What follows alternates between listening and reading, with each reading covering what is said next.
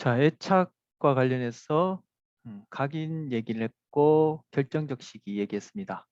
자, 그 다음 결정적 시기와 관련해서 좀 얘기를 하려고 합니다. 자, 애착과 관련된 결정적 시기입니다. 뭐 결정적 시기 또는 민감기라는 것은 뭐 애착뿐만 아니라 다른 발달, 즉 환경, 교육, 양육, 달리하면 경험, 학습이 우리에게 영향을 줌에 있어서 그 영향이 가장 큰 그런 시기를 민감기, 결정적 시기다. 이렇게 얘기할 수 있다고 오늘 처음 수업 시작할 때 얘기를 했는데 지금 요 내용은 애착과 관련해서 결정적 시기를 보는 겁니다. 자, 여기 모글리 현상이라는 게 있어. 1920년 인도의 캘커타 근처에서 늑대떼와 함께 발견된 두 소녀 얘기입니다. 자, 1920년도에 인도에서 이런 일들이 많았어. 왜 그때 이러한 일들이 많았는지 모르겠지만 제가 또 다른 어떤 책을 통해서 그 사례들 중 얘기하는 걸 읽어봤는데 이런 경우가 많았대요. 근데 그 중에 지금 이제 한 사례를 얘기를 하는데 이 지금 모글리가 바로 정글북에 나오는 그 주인공 꼬마의 이름이 모글리죠. 그 이름을 따서 이제 모글리 현상에 붙여놨는데 두 소녀 이름이 카마라와 아마라입니다. 물론 이 이름은 그죠? 이 두 소녀를 발견한 사람들이 붙여진 이름이겠죠. 예, 이 아이들은 뭐 자기 이름이 뭔지도 모를 테고 왜 이제 태어나서 언제 버려졌는지 모르겠지만 이제 늑대에게 여기 늑대였나요? 예, 늑대에게 길러졌거든요. 그러니까 카마라 아마라 이거는 7살, 2살 이거는 발견한 사람들이 이렇게 이름도 붙이고 나이도 추정해서 이렇게 얘기를 하는 거죠. 인간적인 환경 속에서 살아갈 수 있도록 적응 교육을 받았다.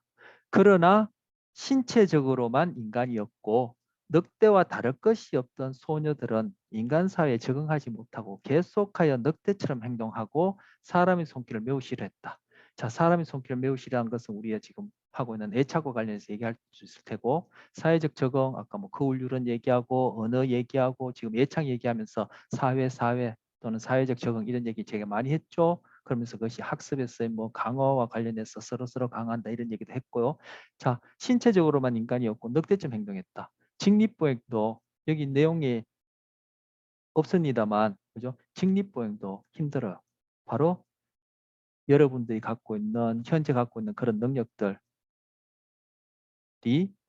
타고난 선천적 능력, 즉 장전된 총알에 비유할 수 있는 그 능력 위에 바로 환경에 의해서 후천적 기제에서 그것이 결국 정상적으로 뭐 발달했다, 뭐 발현된다 이렇게 얘기할 수 있는데 완성된다 이렇게 얘기할 수 있는데 그것이 결정적 시기가 있다는 것을 바로 여기서 얘기하고 있는 거죠. 이 문장 속에서.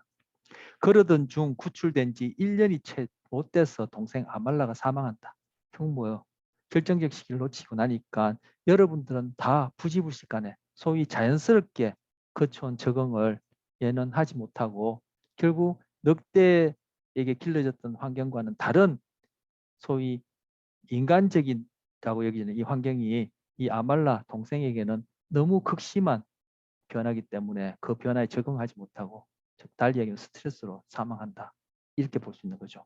하지만 1년 반 동안의 끈질긴 교육 끝에 카말라 이제 7살 먹은 아이는 직립할 수 있게 되었고 1년 반 동안 끈질긴 교육하에 7살짜리가 직립할 수 있는데 직립할 수 있게 되었다는 거예요. 뭐 결정적 시기를 놓치니까 이런 일이 일어났다는 거. 뿐만 아니라 잘 고쳐지지 않았던 카마라의 언어 능력이 9년 이후에 9년 같으면 7살이 발견돼서 9년이니까 16살이죠. 이게 중학교 3학년 나이에요. 그때 유아 1살에서 2살 아까 유아기가 영유아라 했으니까 유아기는 이제 초등학교 들어가기 전까지니까 유아 정도로 향상했다는 거예요. 즉 결정적 시기를 놓치고 나니까 이렇게 언어 발달에 있어서도 차이가 있더라는 거예요. 그러나 얼마 뒤 카말라도 결국은 죽었어. 왜? 늑대와 길러진 그 초기의 그 경험에 의해서 지금 발달된 그 상태가 인간 사회에서 적응하기에는 즉 달리하면 인간 사회가 너무 큰 변화를 요구하기 때문에 그 적응을 하지 못하고 부적응하고 달리하면 스트레스로 인해서 이렇게 적응 실패를 했다 이렇게 볼 수 있는 것이죠. 이것이 바로 결정적 시기. 그리고 우리는 지금 애착과 관련해서 보는데 애착도 그런 시기가 있다라는 거. 옆에는 동물 실험을 통해서 그와 유사한 것을 보여주는 예예요. 이 원숭이가 태어나자마자 어미에게서 길러지지 않고 이렇게 젖병이 꽂혀 있는 이렇게 인형들, 천으로 감싸진 인형들 여기서 길러졌는데 뭐 구체적으로 이것과 관련된 상세한 얘기는 제가 생략하고 이 녀석이 좀 더 커서 자기와 유사한 그러한 또래 녀석의 원숭이들이 있는 곳에 넣어주니까 그 또래들하고 같이 놀지를 못하더라는 거야. 즉 사회적 적응, 사회적 상호작용, 사회생활을 못한다는 거죠. 혼자 웅크리고 앉아서 그렇게 불안해하는, 인간이 보기에 불안하다고 여기지는 그러한 행동을 하더라는 거야. 즉 다른 원숭이들하고 그리고 새로운 환경에서 탐색하는, 그러면서 세상을 알아가는 그런 인지 발달 또는 인지와 관련된 그런 것들이 정상적으로 못 나타나더라는 거죠. 바로 우리가 보고 있는 애착과 관련된 그런 것들이 박탈되어 가지고 결정적 시기에 애착이 발달되지 못해서, 그리고 이 녀석이 성장한 다음에 새끼를 낳을 수 있을 때쯤 보니까 이거 교미도 못 하더라는 거예요. 즉 암컷 수컷끼리 교미하는 것도 할 줄 모르고, 암컷 같은 경우에는 어떻게 그렇게 임신을 했다 하더라도 나중에 새끼를 낳았을 때 그 새끼를 돌보는, 즉 우리로 봐서는 애착 행동이 일어나는 그런 양육도 못 하더라는 거예요. 새끼를 그냥 낳고는 그냥 방치해버리고 그것을 어떻게 다뤄야 될지, 양육해야 될지 모르더라는 거예요. 이 원숭이 같은 경우에. 사람을 대상으로 이런 것들은 못하죠. 그러니까 이제 동물을 가지고 이렇게 연구를 했는데 그 초기 애착과 관련된 그러한 방아쇠 당기기가 결정적 시기에 되지 않으니까 그러한 결과를 낳더라. 바로 발달이 연속적이고 누적적이고 총체적이고 민감기가 있고 환경으로부터 영향을 받는다. 방아쇠 당기기에서 영향을 받는다는 처음 했던 내용, 그것과 관련된 내용들을 다 보여주는 예예요. 네 가지 예착 유형 보겠습니다. 아까 첫 시간에 뭐 안전애착 이런 걸 뭐 교절해서 언뜻 언급했었는데, 이제 안전애착, 회피애착, 저항애착, 혼란애착 해서 이게 타입을 나누고 있습니다. 그리고 이 애착 유형도 문화마다 뭐 상이한 점이 있다는데 이것도 이제 교재 보겠습니다. 333쪽에 보시면 두 번째 새로 시작한 단락이 되겠습니다. 333쪽 제일 밑에 보면은 그 점 머리표 시작한 단락이 있고 그 단락 말고 바로 위에 새로 시작하는 단락 보시면 애착의 근본적인 중요성을 가정한다면, 근본적이란 말 제가 다시 한번 강조하고 싶고요. 애착의 기회를 박탈당한 아이가 다양한 사회적, 정서적 결함을 겪는다는 것은 자명하다. 이렇게 얘기를 하고 있어요. 자, 그래서 그와 관련해서 지금 여기에서 이제 애착과 관련된 이제 실험을 해 보니까 어떤 경우냐면은 이제 엄마와 지금 이제 영화를 불러서 실험실상에서 이제 두는 거예요. 그럼 이 실험실 상황은 영화에게는 이제 낯선 상황이죠. 그리고 그 실험실 안에서 엄마가 실험실 밖으로 나갔을 때, 즉 엄마가 떠났을 때 낯선 사람과 이 영화가 이렇게 마주하게끔 하는 그러한 어떤 상황 하에서 영화들이 보여주는 반응을 가지고 그 영화들이 출생 이후에 뭐 태내 환경도 중요하다고 했는데 어쨌든 출생 이후에 2년 전후로 엄마와의 애착 형성이 어떻게 되었는지, 그 애착이라는 게 영화를 지금 대상으로 지금 얘기를 하는 거니까 애착 유형을 이렇게 나눌 수 있다고 얘기를 하는 것이니까 애착이라는 것이 초기 1, 2년 사이에 그렇게 형성된다는 거죠. 뭐 아까 카말라 아말라 얘기하면서 제가 뭐 애착을 언급했습니다만 이런 측면에서 보더라도 지금 애착이라는 것이, 그리고 동물 실험 같은 경우에는 뭐 우리보다는 좀 단순하고 컨트롤하기 쉬우니까 동물 실험 했지만 아까 그 원숭이 그 동물 실험은 굉장히 유명한 실험이거든요. 그 경우를 봐서 그 녀석이 뭐 우리의 청소년기에 해당하고 성인기에 해당하고 그리고 양육 행동을 봤을 때 그 다른 원숭이들과 다른 그러한 형태를 보이는 것이 바로 초기, 그 녀석들을 원숭이에게는 그 초기라는 것이 뭐 몇 달인지 뭐 몇 년인지 모르겠지만 초기 예, 그런 애착이라고 얘기할 수 있는 그런 사회적 상호작용, 학습으로 얘기하자면 강화로 얘기할 수 있는 그런 적응적 행동이 발달되는지 안 되느냐가 이후에 누적적으로 연속적으로 총체적으로 영향을 준다는 것을 볼 때 인간의 경우에도 그렇고 결정적 시기가 있다라고 여겨지는 거죠. 그래서 제가 그 결정적 시기라는 것들이 인간에게도 본질적으로 다르지 않게 적용할 수 있다 그렇게 얘기를 했고, 자, 그와 관련해서 지금 이제 첫 번째 안전애착입니다. 333쪽에 제일 아래쪽에 보시면 만일 이 영아가 양육자가 방을 떠날 때 괴로워한다면, 그 엄마가 낯선 상황에서 엄마가 같이 있다가 나가버렸단 말이에요. 엄마가 없어졌단 말이에요. 그때 괴로워한다면, 그리고 양육자가 돌아오면 즉시 영아에게 가서 가까이 있음으로, 즉 1차 양육자 엄마가 돌아와서는 아이에게 즉시 가까이 있음으로 해서 빠르게 진정된다면, 그래서 엄마가 떠났을 때 괴로워하고 엄마가 나타났을 때, 그래서 엄마가 나타나서 아기에게 이렇게 가까이 다가왔을 때 빠르게 아이가 진정된다면은 이건 안전애착 유형이 형성되었다. 안전애착 유형이다 이렇게 보는 거. 즉 애착이 뭐 소위 적응적으로 건강하게 형성되었다 이렇게 보는 거죠. 자, 334쪽입니다.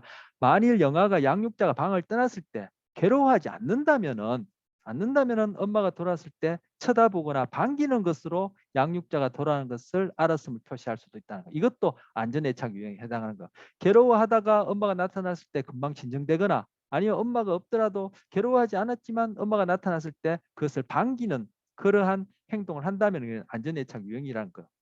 이런 영아는 자신의 양육자를, 즉 주로 이제 엄마겠죠. 1차 양육자는 아버지인 경우보다는 엄마가 많을 텐데, 이런 영아는 자신의 양육자를 환경을 탐색하기 위한 안전기지로 여긴다라고 이렇게 여기 있으면 이제 표현하는 거예요.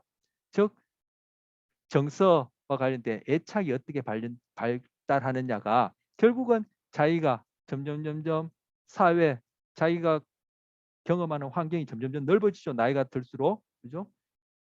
근데 그 환경에 대한 탐색, 달리 하면은 환경과 관련된 인식, 즉 인지 발달에 중요한데, 바로 인지 발달을 위한 어떤 베이스 캠프 같은 안전기지, 베이스, 여기는 세이프티 베이스라는데 베이스 캠프 같은 그런 역할을 하는 것이 바로 정서와 관련된 것이고, 여기서 구체적으로 애착을 얘기를 하는 것. 그래서 이것이 바로 첫 시간에 제가 살펴봤던 총체적 발달과 관련된 얘기인 거예요. 이 문장이.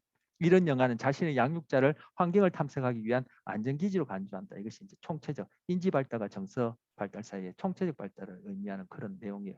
한 문장이. 자, 그리고 회피 유형은 그다음 머리표 있는 그 문장입니다. 회피 유형은 영아는 양육자가 방을 떠났을 때 일반적으로 괴로워하지 않아요. 그리고 양육자가 돌아왔을 때도 그 돌아오는 것을 알았다라고 표현하지 않아요. 이게 말 그대로 회피, 뭐 엄마가 떠나도 결하지 않고 나타나도 뭐 그게 돼서, 그죠? 내가 엄마가 왔다는 것을 그렇게 표현하지 않는 이런 경우가 회피 유형이라 보여지는 거죠. 이 구분을 그렇게 한 거죠, 학자들이. 그리고 세 번째 저항 유형은, 이 경우는 양육자가 방을 떠났을 때 항상 괴로워하고 양육자가 돌아오면 즉시 그 엄마에게 가까이 가는 거예요. 하지만 영아는 양육자가 달래려고 시도할 때 벗어나고 등을 구부리고 꿈틀대고 자신을 진정시키려는 양육자의 시도를 거절하는 것. 즉 엄마가 떠나면 괴로워하고 엄마가 나타나면 엄마의 즉시 가까이 가지만 그 괴로워하고 뭐 징징거리고 울겠죠. 뭐 제 생각에는 어쨌든 괴로워하는 그런 행동을 엄마가 진정시키려고 하면은 거기에 대해서 거절한다는 거. 이것이 저항의 착이에요. 그리고 네 번째 혼란의 착은 말 그대로 혼란스러워요. 행동이 종잡을 수 없어요. 이 책 그대로 읽어보면은 이러한 경우는 일관된 반응 패턴을 보이지 않는다. 양육자가 방을 떠날 때 영아는 괴로워할 수도 있고 그렇지 않을 수도 있고, 양육자가 돌아왔을 때 가까이 엄마에게 갈 수도 있고 가지 않을 수도 있고, 이 영아의 반응은 종종 모순된다. 예를 들어 영아는 양육자에게 접근할 때 두려운 것처럼 보일 수 있거나, 양육자가 떠날 때 조용하다가 갑자기 분노할 수도 있고, 단순히 얼어붙고 혼란스러워 보일 수 있다. 말 그대로 혼란, 종잡을 수 없다라는 거. 그래서 이렇게 애착 유형을 연구한 학자들이 미국 영아들 대상으로 이렇게 네 가지로 구분했어. 뭐 가장 적응적이고 바람직하다 여겨진 것은 안전애착이겠죠. 이러한 정서적 발달로 인해서 결정적 시기라고 여겨진 그런 시기에 이런 적응적인 정서 발달로 인해서 결국 인지 발달도 가능하게 하는 것이 안전애착이다 이렇게 여겨지고, 그리고 애착 유형은 문화마다 다를 수 있다는 것은 바로 그 다음 새로 시작하는 문장입니다. 작동 모델 바로 위에 이러한 애착 유형의 어떤 측면은 모든 문화에 걸쳐서 공통되다는 거예요. 그건 이제 안전애착 얘기고, 자, 애착 유형의 다른 유형, 예를 들어서 회피 애착과 저항 애착 같은 경우에는 회피 애착은 독립성을 강조하는 서구 문화에서 나타난 경향이 많고, 아까 독립성 강조한다는 것과 관련해서 제가 언어 얘기했죠. 그 사람들이 명사를 먼저 아이들에게 가르치고 명사를 주로 표현하는 이유가 바로 이 독립성하고 관련되고, 이것은 그들의 그 먹고 사는 방식과도 관련된다는 얘기 제가 누차 말씀드렸었어요. 지금 부모가 독립성을 강조하는 서구 문화에서는 저항 애착 유형보다 회피 애착 유형이 더 많이 나타난다. 자, 어떻게 보면 이 안전 애착은 적응이고 회피 저항 혼란은 부적응이라고 크게 제가 나눠본다면은 부적응적인 애착 유형 중에 회피 애착은 독립성을 강조하는, 즉 독립적으로 양육한다. 특히 뭐 우리 동양이라고 얘기할까요? 이런 동양 문화는 달리 독립성을 강조하는 서구 문화에서는 부적응적인 애착 유형 중에 회피 애착이 많이 나타나고, 동양에서는 저항 애착이 많이 나타난다고 이렇게 얘기를 하는 거예요. 자, 그다음 문장 읽어보면요. 어머니가 보통 집에서 아기를 키우는 경우가 많은 동양 문화에서는 회피 애착 유형보다 저항 애착 유형이 더 많이 나타난다. 이런 문화적 차이가 있는데, 뭐 아까 뭐 문화 시대가 그 발달에 영향을 준다. 결국 환경이 발달에 영향을 준다. 즉 방아쇠 당기기에 따라 어떻게 그죠 장전된 총알이 발사되느냐, 뭐 그렇게 비유할 수 있다고 제가 누차 말씀드렸는데, 바로 우리가 현재 어머니가 보통 집에서 아이를 키우는 경우는 요즘 거의 드물죠. 상대적으로 제가 알기로는, 제가 뭐 착각인지 오해인지 모르겠습니다만 요즘 뭐 거의 안 낳고 낳더라도 벌써 그죠 뭐 점만 떼면 부하원이랄까요? 그 아이들 어린이집에 맡기죠. 이런 경우라면 우리도 부적응적인 애착 유형 중에 상대적으로 과거보다는 이 회피 애착 유형이라고 보여지는 형태가 많이 있겠죠. 어쨌든 애착을 뭐 적응적, 부적응 이렇게 나누자면은 이제 회피, 저항, 혼란을 나누는데 문화상의 이런 차이가 있다. 즉 독립적으로 기르느냐 아니면 뭐랄까요? 개인 문화냐, 뭐 집단 문화냐 이렇게 용어를 바꿔서 얘기를 하자면은 개인 문화에서는 회피, 집단 문화에서는 저항 이런 식으로 보여진다. 이렇게 여기서 소개하고 있습니다. 자, 그러면은 이러한 애착 유형이 어떻게 해서 생겨나느냐?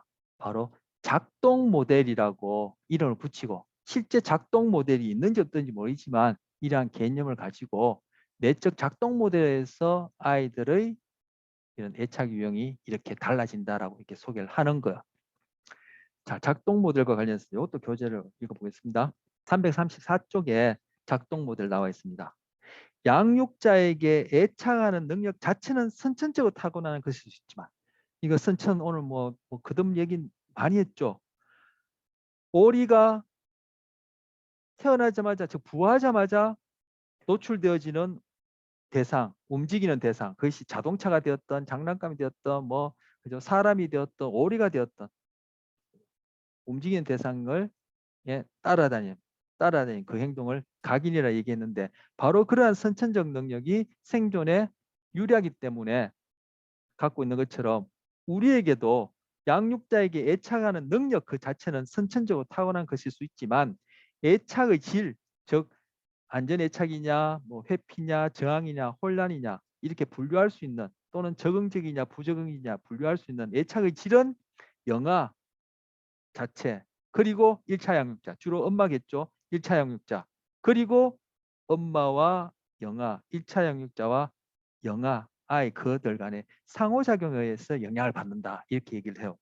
아까 제가 언어 얘기할 때도 옹알이 하는 것 선천적으로 갖고 있다. 그에 대해서 엄마가 또 생리적으로 심리적으로 그 아이를 기를 때는 그렇지 않은 영아를 가지지 않은 사람과는 다른 신체 상태다. 그러면서 그들이 서로 상호작용하면서 언어가 그렇게 서로 강화해서 언어가 발달된다 얘기했는데, 이 애착의 경우도 마찬가지예요. 상호작용에 의해서 영향을 받는다는 거. 그래서 제가 아까도 오리는 어미를 따라가지만 아기는 따라가지 않고 다른 전략을 쓴다라고 그렇게 표현했지만 그 의미인즉슨 엄마와 아이 사이에 서로 강화한다고 했는데 바로 이 경우가 그 경우를 얘기를 하는 거예요. 예착의 경우에. 영아는 1차 양육자의 반응성을 기억하고 있으며 이 기억도 서술기억이 아니겠죠. 우리 앞서 배웠던 서술기억, 비서술기억 할 때 비서술기억이겠죠. 여러분처럼 저처럼 의식적인 그런 언어적인 기억이 아니겠죠. 영아가. 영아는 1차 양육자의 반응성을 기억하고 있으며 이 정보를 예착의 내적 작동 모델을 만드는 데 사용하는 것을 보인다. 영아가 만들겠습니까? 그래서 이런 참 언어적 표현이 이제 처음 배운 사람한테 오해를 낳는데 이게 어떻게 영아가 그걸 기억하고 여러분이 저처럼 그런 서술 기억을 하고 이걸 스스로 만든다는 자유의지에서 만들겠습니까? 바로 선천적으로 타고난 능력에 의해서 부지불식간에 비서술 기억에 의해서 우리가 배웠던 고전 조건화, 도구적 조건화에서 그것이 되어지고 그것이 행동으로 나타나는데 이 연구하는 사람들이 그 행동으로 나타나는 원인을 내적으로 자유의지 비슷한 뭐 어떤 그런 개념으로 내적 작동 모델이라는 것을 하나 개념을 만들어서 그것을 이제 설명하려는 거예요.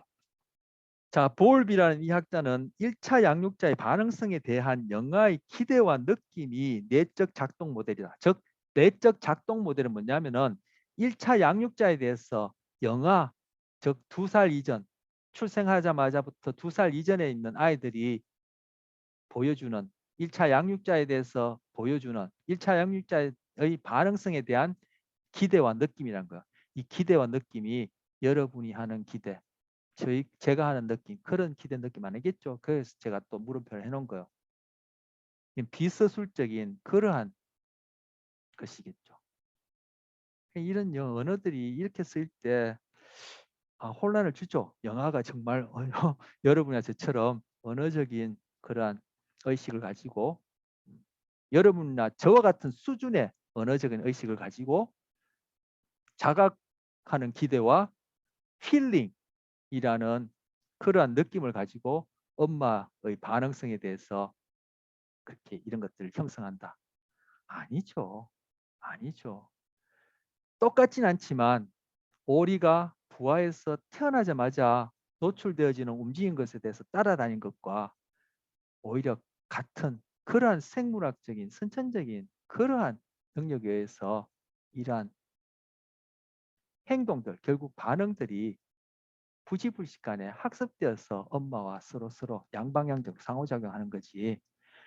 이, 이 단어 그대로 의미하는 그런 건 아니겠죠. 어쨌든 이 사람들은 이러한 이 이제 인지적 접근이에요.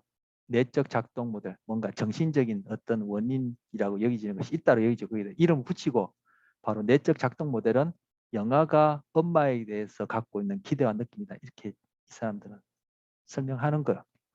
자, 그러면은 이 영아가 갖고 있는 이러한 내적 작동 모델이 어떠냐에 따라 바로 애착 형성이 그렇게 달라진다라는 거. 상이한 애착 유형을 갖는 아이들은 앞서 봤죠. 애착 유형 4가지. 그것들이 왜 상이하냐? 그 영아 2살 이전의 아이들이 이러한 상이한 작동 모델을 갖고 있다는 거. 저는 이런 인지적 입장이 아니라 저희 입장에서 얘기하자면 작동 모델을 갖고 있는 것이 아니라 이러한 상이한 상호작용에 의해서 행동이 달라진 거죠. 부지불식간에 비서술 기억으로 고전 조건화, 도작적 조건화가 일어나서 행동이 달라진 거예요. 아까 옹알이에서 언어를 배우듯이 그 다음째 정식 교육을 받아서 기능어 내용어를 이용 가지고 문법을 배우는 것처럼 그 다음에 우리가 이제 나이가 들면은 실제로 내가 서술 기억, 내가 스스로 자각할 수 있는 느낌을 가지고 그 상호작용하는 사람들에 대해서 내가 서술적으로 이렇게 저렇게 그죠? 제가 언어적으로 의식하고 말할 수 있는 것이지 처음부터 이런 것들이 작동하는 건 아니죠.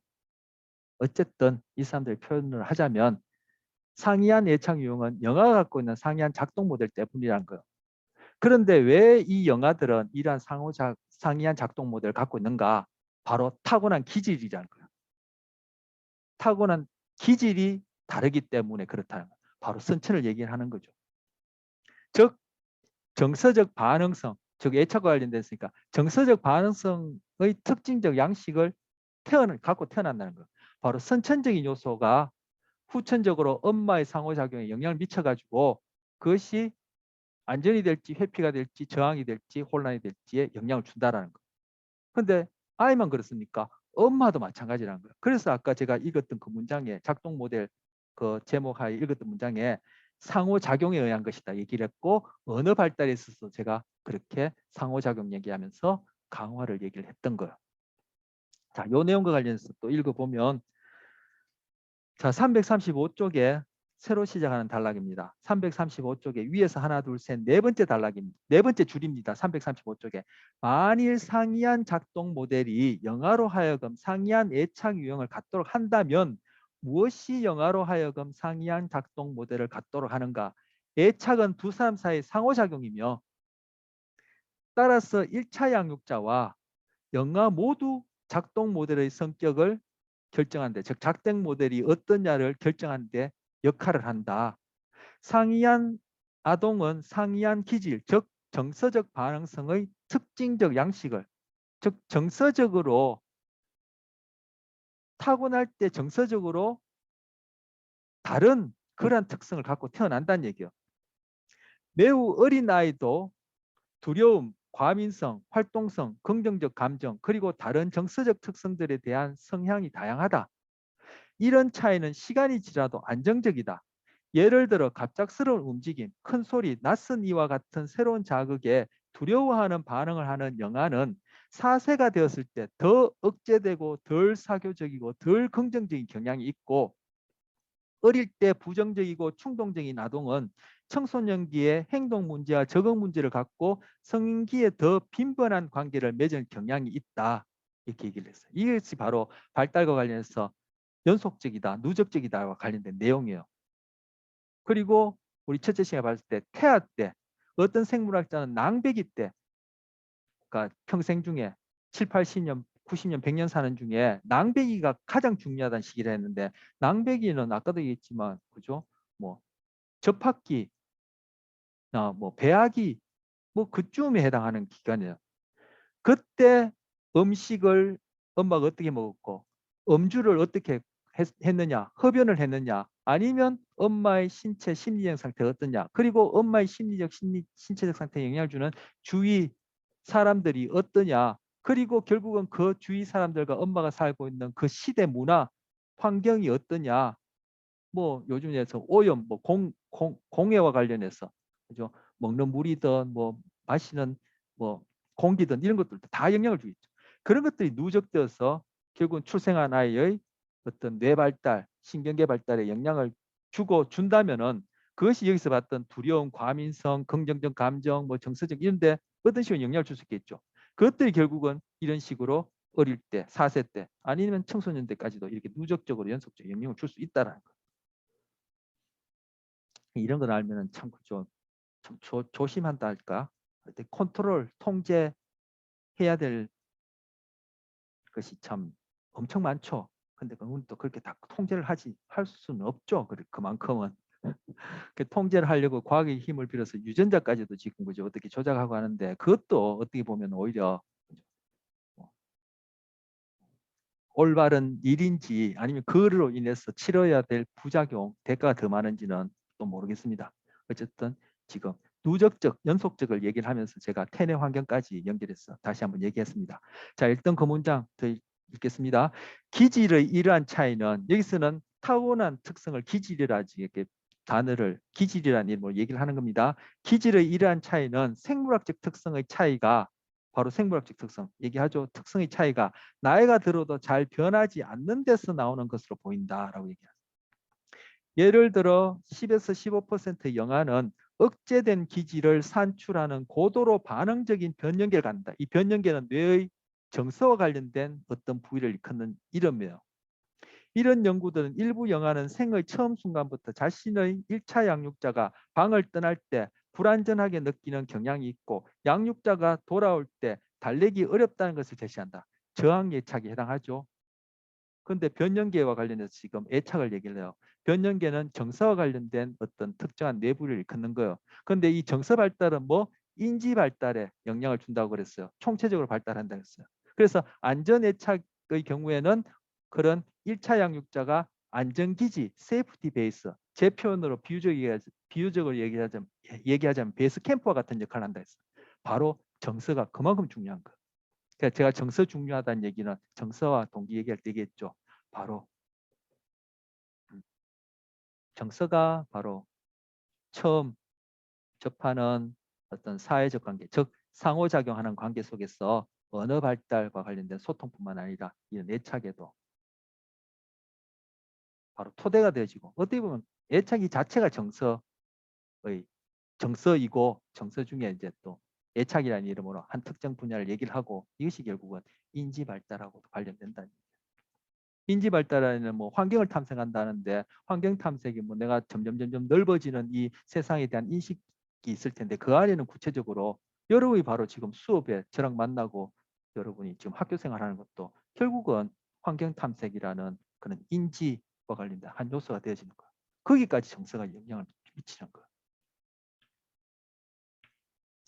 자, 그다음 요 양육자 행동 관련해서, 그러나 양육자 행동 또한 영아의 작동 모델과 애착 유형에 중요한 영향을 미친다. 자, 335쪽에 그 아동기 바로 위에 있는, 즉 작동 모델과 관련된 마지막 단락입니다. 335쪽에 작동 모델과 관련된 마지막 단락. 그러나 양육자 행동 또한 영아의 작동 모델과 애착 유형에 중요한 영향을 미친다. 왜? 상호작용하니까. 우리 앞서 배웠던, 제가 오늘 그 누차 반복하는데, 학습 기억 중에서 바로 도구적 조건화가, 우리는 거기서 간단하게 뭐 물리적인 조건 때문에, 우리 수업이라는 어떤 조건 때문에 간단하게 제가 이렇게 소개 가능한 한 하고, 뭐 우리 이렇게 테스트도 해봤지만, 거기서 얘기하는 도구적 조건화 또는 조작적 조건화 같은 걸 칭하는 두 개의 이름입니다.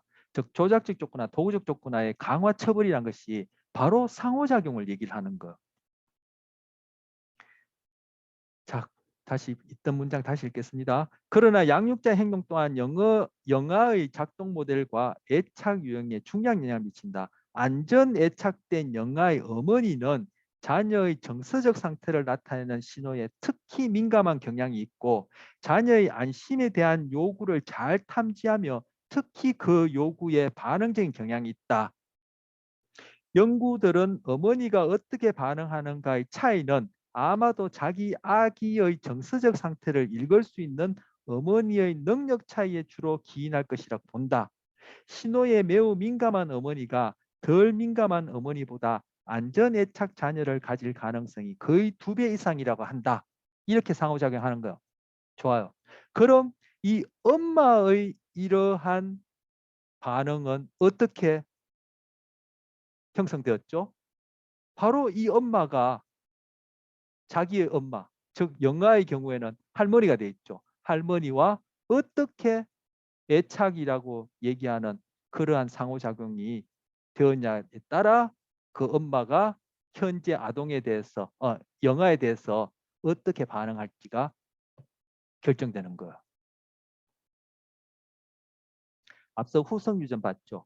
그건 이제 유전자와 관련된 얘기를 하면서 뭐 음식, 그리고 뭐 식품 보조 영양제, 뭐 기아 상태, 뭐 이런 것들, 그리고 뭐 음주, 뭐 흡연 이런 것도 봤습니다만, 그런 것들이 이제 후성 유전과 관련해서는 할머니가 흡연을 했는데 엄마는 흡연하지 않았는데 제가 천식을 앓을 확률이 2배 높다라는 그러한 상관 연구 결과가 있는 것처럼, 그렇게 영향을 줄 수 있다라는 그런 상관 연구 결과가 있는 것처럼, 이 애착 유형을 형성하는 데 있어서도 제가 안전 애착 유형을 형성할지 아니면 회피나 저항, 혼란 애착 유형을 형성할지는 엄마의 상호작용 관련됐는데, 엄마가 어떻게 아기에 대해서 반응하느냐 하는 것은 바로 그 엄마의 엄마, 즉 저에게 있어서는 할머니가 저희 엄마와 어떻게 애착 형성을 했느냐가 바로 엄마의 반응성에 영향을 준다는 거예요. 후성유전하고 마찬가지로 대물림 되는 거죠. 이게 바로 발달이 연속적이고 누적적이라는 얘기예요. 그런 측면에서 보면 좀 무섭죠. 나 할머니하고 나하고는 직접적 관계가 없는데, 할머니가 흡연했느냐 안 했느냐에 따라 나 천식에 영향 주고, 할머니가 나의 엄마를 어떻게 상호작용했느냐가 바로 엄마가 나와 어떻게 상호작용했느냐에 영향을 줘서 나의 애착 유형에 영향을 주고 그것이 나의 정서를 토대로 해서 세상을 알아가는 그런 탐색, 인지 발달에 영향을 준다라는 거. 그 옛날 속담에 뭐 콩 심은 데 콩 나고 팥 심은 데 팥 난다. 이런 얘기가 전혀 근거 없는 건 아니죠. 이런 식으로 발달되어진다라고 얘기를 하고 있습니다. 지금. 그런데 아까 발달과 초기 오늘 첫 시간에 봤듯이 발달 특성과 관련해서 뭐가 있다? 가소성이 있죠. 가소성. 그죠? 민감기와 관련해서 가소성을 얘기했고 가소성은 어릴수록 좋고 그리고 특히 그 가소성으로 인한 변화는 특정한 시기, 민감기 또는 결정적 시기에 가장 큰 영향을 미친다 했는데 그렇지만 돌아가실 때까지 우리는 가소성이 있기 때문에 지금까지 그 방향을 어떤 식으로든 또 변화시킬 수 있는 또 여지가 또 끊임없이 돌아가실 때까지 있는 거예요. 그래서 또 두 차 비유하건대 장년된 총알과 방아쇠 당기기. 우리는 지금 총알은 어떻게 할 수 없어요. 그죠? 그런 유전적 요소는. 방아쇠를 당기는 그러한 교육, 환경, 경험, 뭐 학습 이런 것들이 끊임없이 영향을 줄 수 있는 기회는 돌아가실 때까지 있다. 이런 것들이 바로 발달과 관련해서 살펴본 특성이고 제가 이전 시간까지 거듭해서 얘기했듯이 바로 현재 나의 모습에 영향을 주는 나의 모습을 결정하는 것이다. 그럼 우리는 지금 방아쇠 당기기와 관련된 그러한 것들에 어떤 식으로든 그죠? 전략을 세워야 되겠죠. 총알 자체는 어떻게 할 수 없으니까.